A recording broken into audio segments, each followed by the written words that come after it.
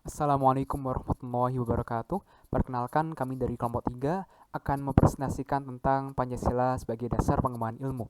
Untuk materi pertama akan dibawakan oleh Ida Amirotanisa. Kepada Ida, dipersilakan. Pengertian Pancasila sebagai dasar nilai pengembangan ilmu dapat mengacu pada beberapa jenis pemahaman. Salah satunya, setiap ilmu pengetahuan dan teknologi yang dikembangkan di Indonesia haruslah tidak bertentangan dengan nilai-nilai Pancasila. Yang kedua, alasan pentingnya Pancasila sebagai dasar pengembangan ilmu.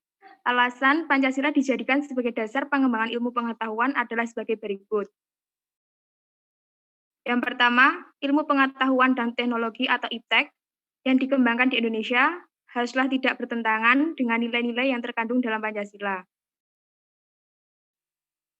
Yang kedua, IPTEK yang dikembangkan di Indonesia haruslah menyertakan nilai-nilai Pancasila sebagai faktor internal pengembang IPTEK itu sendiri. Yang ketiga, nilai-nilai Pancasila berperan sebagai rambu normatif bagi pengembangan IPTEK di Indonesia. Artinya, mampu mengendalikan IPTEK agar tidak keluar dari cara berpikir dan cara bertindak bangsa Indonesia. Yang terakhir, bahwa setiap pengembangan IPTEK haruslah berakar dari budaya dan ideologi bangsa Indonesia itu sendiri, atau yang lebih dikenal dengan istilah indigenisasi ilmu atau mempribumian ilmu. Oke teman-teman, setelah yang dijelasin oleh Ida, di sini saya akan melanjutkan tentang alasan pentingnya Pancasila sebagai dasar pengembangan ilmu. Ini sangat penting teman-teman. Pengembangan ilmu ini harus didasari dengan nilai-nilai Pancasila agar tujuan bangsa dapat tercapai dengan baik. Nah, jika tidak didasari dengan nilai Pancasila, tujuan bangsa akan gagal dan berakibat fatal untuk bangsa Indonesia. Alasan pentingnya yang lainnya, Pancasila itu diperlukan sebagai dasar nilai pengembangan IPTEK itu dalam kehidupan bangsa Indonesia, diantaranya adalah untuk menghindari kerusakan lingkungan yang ditimbulkan oleh IPTEK, penjabaran nilai Pancasila yang menjadi pondasi utama pemikiran yang pragmatis dan nilai-nilai kearifan lokal yang menjadi simbol kehidupan bangsa. Nah, di sini juga terdapat 3 sumber peninjauan, teman-teman. Yang pertama ada sumber peninjauan historis, yang kedua ada sosiologis, dan yang terakhir ada politis. Nah, di sini saya akan menjelaskan tentang yang historis, teman-teman. Sumber historis Pancasila sebagai dasar pengembangan ilmu di Indonesia dapat ditelusuri pada awalnya, yaitu dalam dokumen negara, teman-teman. Yaitu pada pembukaan Undang-Undang Dasar 1945, alinea keempat, pembukaan UUD 1945. Nah, sila-sila yang tercantum dalam pembukaan Undang-Undang Dasar 1945 jelas merupakan bagian dari amanat para pendiri negara untuk mengangkat dan meningkatkan kesejahteraan dan memajukan kesejahteraan bangsa dalam arti penguatan perekonomian bangsa dan pengembangan ilmu pengetahuan yang dapat mengangkat derajat bangsa.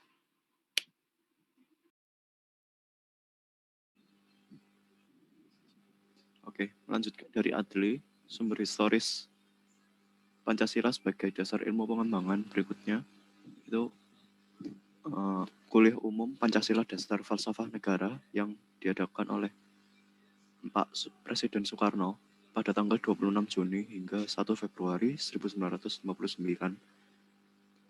Beliau setiap kali kuliah umum itu selalu menyinggung perlunya Pancasila agar dijadikan pedoman berpikir dan berperilaku agar keadilan sosial bagi seluruh rakyat Indonesia dapat terwujud. Sumber historis berikutnya dapat ditelusuri dalam berbagai acara di kalangan intelektual Indonesia, misalnya saja perguruan tinggi. Kemudian, sumber peninjauan sosiologis.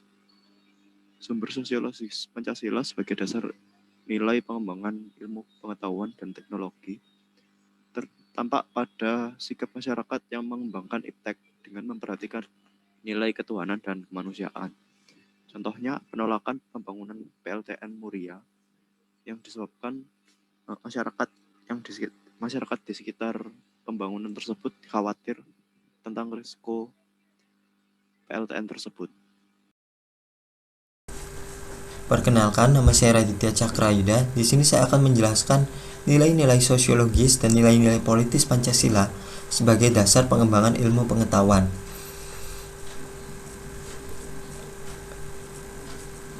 Pancasila sebagai dasar ilmu pengetahuan itu sendiri memiliki arti bahwa Pancasila adalah rambu-rambu atau aturan yang harus ditaati dalam mengembangkan ilmu pengetahuan. Aturan-aturan ini sendiri muncul dari budaya masyarakat Indonesia itu sendiri. Contohnya seperti penolakan pembangunan reaktor nuklir atau pembangkit listrik tenaga nuklir di dekat pemukiman warga. Penolakan ini bukan tidak memiliki alasan. Penolakan ini sebagai bentuk bahwa masyarakat sekitar memiliki rasa kemanusiaan. Karena apabila terjadi kegagalan dalam sistem reaktor nuklir atau pembangkit listrik tenaga nuklir, maka masyarakatlah yang pertama kali terkena dampaknya. Sumber politis Pancasila sebagai dasar nilai pengembangan iptek dapat dilihat dari berbagai kebijakan yang dilakukan oleh para penyelenggara negara. Misalnya, kebijakan yang terjadi pada Orde Lama yang meletakkan Pancasila sebagai dasar nilai pengembangan atau orientasi ilmu. Contohnya seperti pidato Soekarno ketika menerima gelar Dr. Honoris Causa di UGM pada tanggal 19 September 1951. Baik, kita lanjut ke tantangan penerapan Pancasila dalam pengembangan ilmu di Indonesia. Adapun beberapa tantangan dalam menerapkan Pancasila dalam pengembangan ilmu itu ada kapitalisme, konsumerisme, globalisme, dan pragmatisme.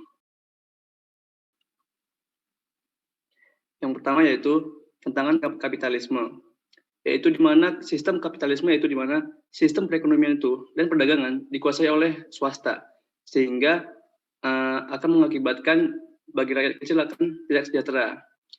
Jika kita menerapkan sistem ini, maka tidak sejalan dengan Pancasila, karena hal ini hanya akan memperkaya sebagian individu ataupun perusahaan, sehingga rakyat miskin akan tidak mendapatkan kesejahteraan bagi mereka. Lanjut yaitu ketantangan konsumerisme. Daya beli rakyat Indonesia itu sangat tinggi dibandingkan dengan produksinya. Hal inilah yang menyebabkan kita menjadi negara konsumerisme, terutama kaum milenialnya. Kebanyakan mereka itu berbelanja bukan untuk kebutuhan, melainkan untuk keinginan mereka sendiri. Nah, kemudian ada tantangan globalisme, yaitu dalam dunia digitalisasi sekarang ini dapat menimbulkan adanya percampuran budaya yang tidak baik dan juga persaingan ekonomi yang tidak sehat. Sehingga tentu saja hal ini akan berdampak bagi Indonesia sebagai negara konsumerisme. Dan yang terakhir yaitu tantangan pragmatisme, yaitu di mana ketika seseorang melakukan sesuatu tanpa mengetahui arti dari apa yang ia lakukan. Jadi ia hanya melakukan untuk mendapatkan tujuan akhirnya, bukan prosesnya gitu. Baik, kita lanjut dalam esensi Pancasila dalam pengembangan ilmu pengetahuan. Yang pertama yaitu ada esensi sila pertama, yaitu ketuhanan yang Maha Esa.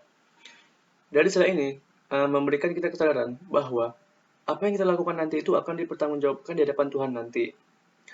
Maka dari itu kita diberikan akal dan ilmu pengetahuan untuk mengembangkan ilmu untuk mensejahterakan peradaban kita, bukan untuk merusak lingkungan ataupun merugikan masyarakat ataupun manusia lainnya.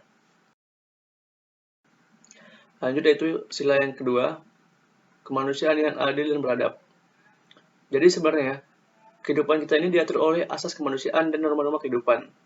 Maka dari itu, para ilmuwan ataupun saintis seharusnya tidak menyalahgunakan kekuasaan mereka, yaitu dengan contohnya seperti mengorbankan manusia untuk kepentingan ilmu pengetahuan ataupun lainnya. Maka dari itu, mereka seharusnya menempatkan manusia pada kodratnya masing-masing. Terima kasih. Esensi sila ketiga yaitu Persatuan Indonesia memiliki makna di mana bahwa para ilmuwan dan ahli teknik melakukan aktivitas di bidang keilmiahan di Indonesia perlu menjunjung tinggi asas persatuan Indonesia dalam menjalankan tugas-tugasnya. Esensi sila keempat yaitu kerakyatan yang dipimpin oleh hikmat kebijaksanaan dalam permusyawaratan perwakilan memiliki makna di mana hasil-hasil penemuan yang diciptakan bersama-sama menggunakan asas musyawarah sehingga menghasilkan suatu penemuan dengan tujuan yang sama yaitu dari dan untuk Indonesia.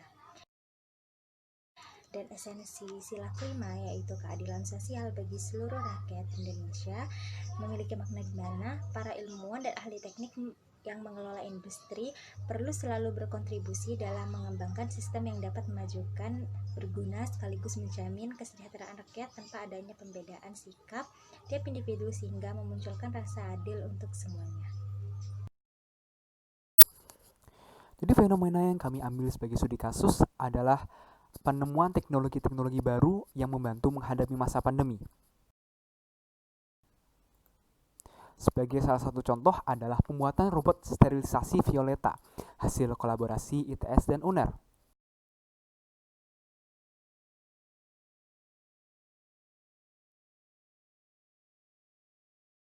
Seperti yang bisa kita lihat di sini, robot Violeta memanfaatkan sinar UV untuk menghambat pertumbuhan mikroorganisme. Kesesuaian sila pertama dari penemuan teknologi robot Violeta di masa pandemi ini sudah sesuai dengan sila pertama ketuhanan yang Maha Esa. Karena di dalam pembuatannya pasti terdapat nilai-nilai luhur ketuhanan yang melandasi terbentuknya robot sterilisasi Violeta ini. Nah, tanpa ada keimanan dan ketakwaan kepada Tuhan Yang Maha Esa, tentu robot Violeta tidak akan pernah dibuat. Robot ini dibuat untuk membantu dalam penanganan COVID-19. Lalu, kesesuaian sila yang kedua, penemuan teknologi robot Violeta di masa pandemi ini sudah sesuai dengan sila kedua, kemanusiaan yang adil dan beradab. Karena tujuan dari pembuatan robot Violeta ini adalah untuk tujuan kemanusiaan. Nah, yaitu robot ini membantu mensterilkan ruangan pasca penanganan pasien COVID, sehingga dapat membantu para tenaga medis untuk lebih aman dari paparan COVID-19. Jika kita meninjau kesesuaian studi kasus dengan sila ketiga dan keempat, untuk menghasilkan sebuah penemuan atau perkembangan dalam bidang keilmuan, dibutuhkan sebuah proses diskusi atau pertukaran ide.